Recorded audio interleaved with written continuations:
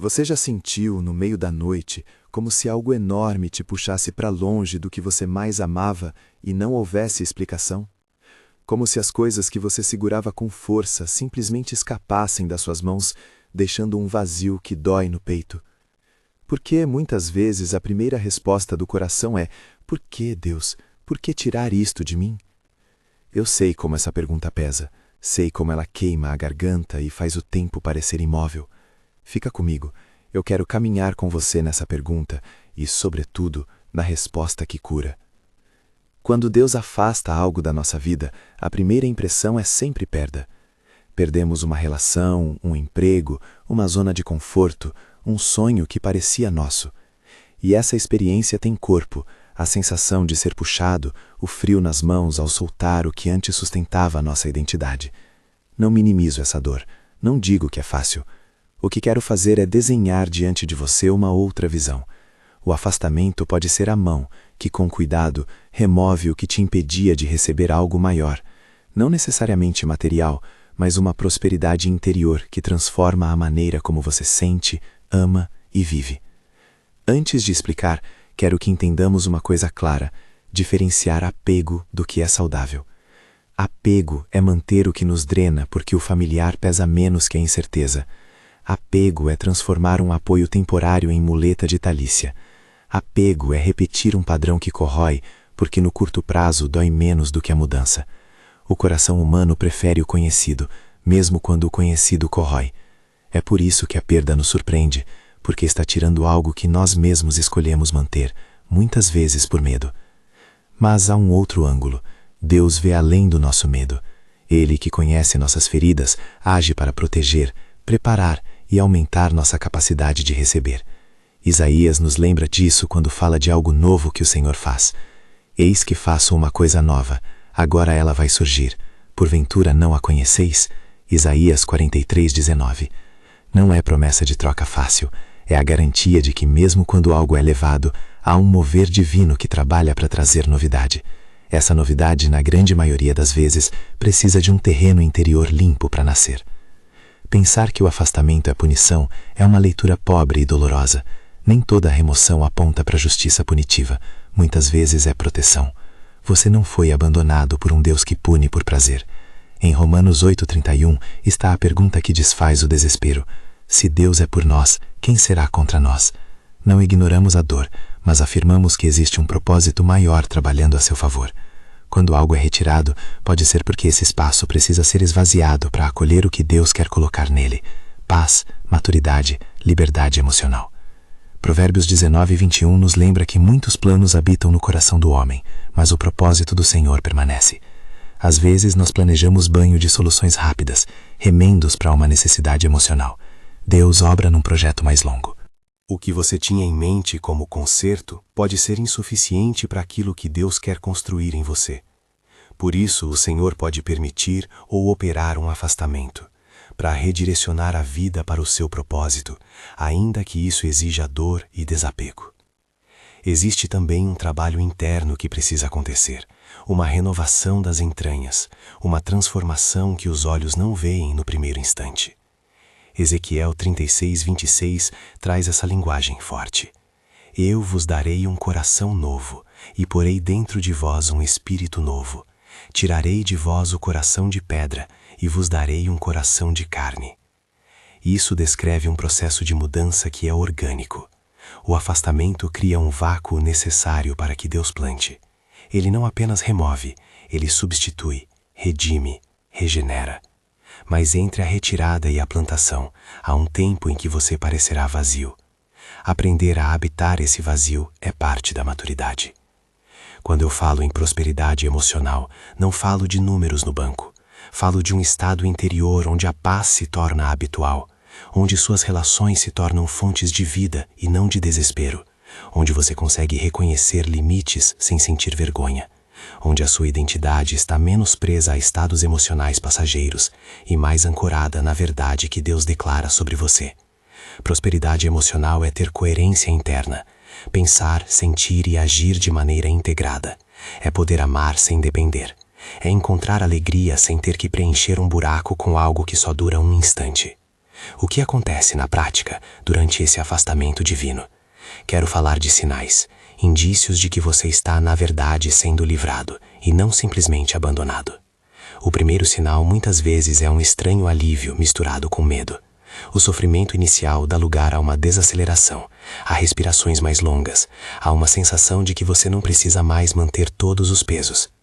Pode aparecer também uma clareza crescente sobre vínculos que te drenavam. Você começa a ver padrões, a reconhecer que certas relações, hábitos ou ambientes te sugavam sem devolver vida. Esse reconhecimento não é culpa, é informação. Informação que permite mudança. Outro sinal é paz em momentos que antes seriam caóticos. Não significa ausência de dor, mas uma presença que sustenta. Salmo 121:7 fala da proteção contra todo mal. Isso não promete um caminho sem pedras, mas uma vigilância que preserva a alma mesmo em meio à queda. Se você percebe, mesmo em meio ao luto, pequenas centelhas de serenidade, noites de sono menos perturbadas, decisões menos impulsivas, uma diminuição na urgência de preencher vazios, isso pode ser sinal de que Deus está agindo para te aproximar da prosperidade emocional. Há também um momento de silêncio entre o sair e o receber. Esse silêncio é como a sala de espera da alma, e muitos o temem. No entanto, é nesse espaço que Deus oftalmicamente trabalha. Na tensão de não ter ainda o novo, há uma preparação. Raízes antigas são arrancadas, crenças que moldaram sua reação emocional são reexaminadas, modos de se proteger do mundo são repensados. Não raro, a única saída sensata é ficar quieto e deixar a obra acontecer. Não é passividade resignada, é confiança ativa. É entrega consciente ao processo, com o coração disponível para ser trabalhado. Como lidar com esse silêncio? Primeiro, acolhendo a dor sem se identificar com ela. Sofrimento é experiência, não é a definição. Segundo, cultivando práticas que abrem espaço para renovação. Oração honesta, não frases prontas. Levor bíblico que nutre a alma. Conversas com pessoas de fé que seguram a dor com você. Acompanhamento profissional quando necessário. Terrores do coração não se resolvem com slogans, se resolvem com presença. De Deus, da comunidade e às vezes de um terapeuta. Não é vergonha pedir ajuda, é coragem admitir que algo precisa de cuidado. Permita-me ser prático por um momento. Se você sente que algo foi tirado, observe suas respostas imediatas. Você tenta consertar tudo de repente? Você se entrega a padrões de autossabotagem? Ou você cultiva silêncio, oração, limites e conversas verdadeiras? Há fidelidade em pequenos atos. Afastamento divino não é convite para correria, é convite para atenção. Preste atenção ao seu corpo. Ansiedade que enlouquece precisa de cuidado. Sono que se desfaz pede pequenos rituais de descanso. Olhos que choram pedem companhia. Observação atenta é uma forma de amor próprio. Quero trazer algumas imagens que me ajudam a explicar essa cirurgia espiritual. Imagine um cirurgião que remove um tumor. O ato de cortar é violento, dolorido, necessário. A intenção não é destruir, mas preservar o órgão e possibilitar a cura. Deus muitas vezes opera como esse cirurgião amoroso. O corte dói, mas é para que a vida futura seja possível. Outro quadro. Imagine uma casa velha que precisa ser reformada. É preciso remover o entulho, derrubar paredes que se adaptaram à umidade, abrir espaço para novas janelas. O processo de reforma gera sujeira, poeira e disrupção, mas ao final a casa mais segura e mais clara. O afastamento é como a reforma que prepara o lar interior para algo diferente. Não quero romantizar a dor. Há perdas que ferem por anos e deixam cicatrizes profundas. Em muitos casos a cura é longa e a restauração acontece em passos pequenos. Mas há uma diferenciação entre perda inerte, aquilo que foi simplesmente arrancado pelo acaso, e livramento, aquilo que por ser removido, impede que você afunde mais. Reconhecer essa diferença não apaga a dor, mas muda a direção do olhar. Em vez de se perguntar apenas, o que perdi? Podemos perguntar também, o que agora posso receber, que antes eu não poderia? Essa pergunta muda a postura do coração. Ao falar de receber, volto a Isaías 43:19. O profeta anuncia que Deus abre caminhos no deserto e rios na solidão. Isso não é mágica, é promessa de que onde havia estagnação, Deus pode trazer fluxo. O deserto da sua perda pode se tornar lugar de encontro com Deus, de descoberta de recursos internos que você desconhecia. Mas isso exige tempo. Florescem raízes quando não as sufocamos com pressa. Deixe que a terra, que agora parece árida, seja irrigada pela presença e pela paciência. Existe um ponto que preciso enfatizar com cuidado. Não estou dizendo que todo afastamento é justo ou bom. Há traumas, perdas por violência, injustiças que não são vontade de Deus. Quando isso acontece, a linguagem de preparo precisa ser usada com sensibilidade pastoral. Nem tudo que é ruim é desígnio divino, mas mesmo no meio do mal sofrido, Deus pode ter um trabalho de restauração. Não confunda causas com significado. Nem tudo que acontece é de Deus, mas com Deus muitas coisas podem ser redimidas. Agora, talvez você se pergunte, como distinguir entre teimosia humana que precisa de ajuste e algo que Deus está realmente removendo por amor? Há sinais práticos. Teimosia mantém padrões que você já conhece e que não mudam apesar das evidências. Um afastamento que vem de Deus frequentemente traz junto sinais de clarificação.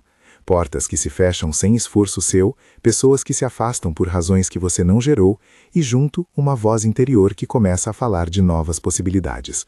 A verdadeira mudança sempre pede humildade para reconhecer que o velho não cabe mais, e coragem para não voltar atrás por medo. E o que fazer então enquanto espera o novo? Primeiro, entregar. Não como um gesto vazio, mas como prática espiritual. Entregar o tempo, o controle, as expectativas. Salmos 37:5 dá uma direção. Entrega o teu caminho ao Senhor, confia nele e o mais ele fará. Entregar não é desistir, é confiar.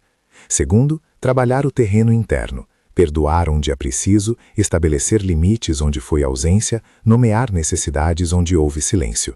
Terceiro, envolver-se em comunidade.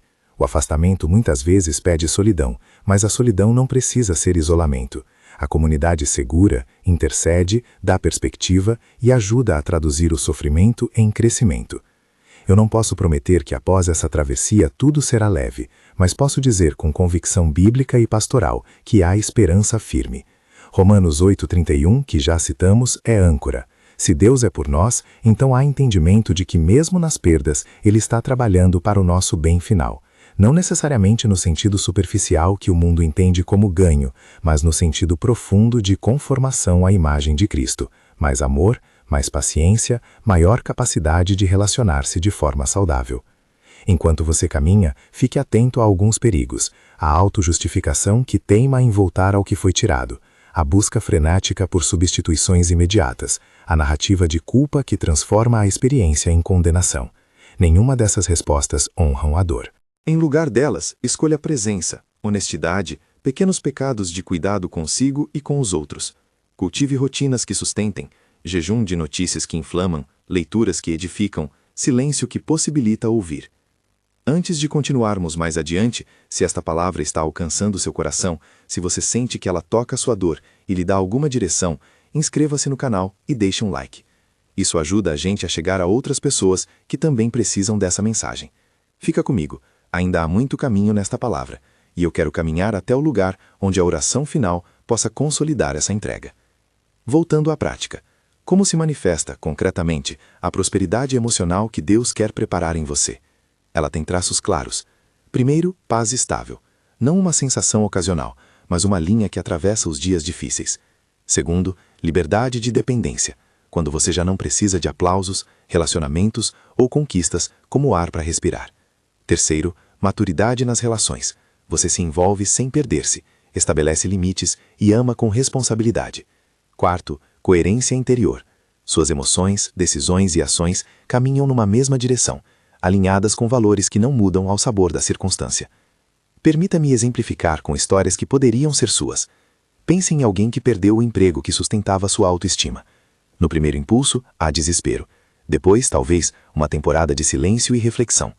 Ao invés de aceitar uma ocupação que repete um padrão de exploração, essa pessoa aproveita o vácuo para reeducar-se, buscar apoio, estabelecer limites que antes faltavam. Com o tempo, emerge um trabalho que respeita seus talentos e sua vida pessoal. A prosperidade emocional não se mede apenas por salário, mas pela qualidade do viver. Outro exemplo, uma relação termina. Em vez de correr para outra relação que reproduza feridas, alguém permite o luto, busca terapia, aprende a estabelecer limites e, no tempo certo, começa uma relação mais madura. Em ambos os casos, o afastamento foi o começo de algo que trouxe plenitude interior. Tudo isso implica uma forma de coragem que eu chamo de confiança ativa. Não é uma espera passiva, olhando para o céu à deriva. É participar do processo. Orar, agir com sabedoria, pedir ajuda, ajustar hábitos e permanecer vigilante à voz de Deus. Salmo 121, 7, novamente, nos lembra da proteção. Essa proteção muitas vezes se manifesta quando fazemos escolhas alinhadas com a vocação de Deus para nós. Chegamos agora ao ponto de maior intensidade desta palavra, o convite à entrega. Entregar não como rendição amargurada, mas como gesto de fé que reconhece que algo maior quer operar em você. O afastamento não diminui o seu valor, pelo contrário, pode ser a via para que seu valor seja reconhecido de forma mais plena, por você mesmo e pelos outros. Quando entregamos, abrimos as mãos para receber a prosperidade emocional que vem. Paz, liberdade, maturidade, coerência. Antes de interceder, quero falar de esperança prática. Se você está no meio desse afastamento, escolha 3 ações hoje. Uma prática espiritual, oração breve, leitura de um salmo.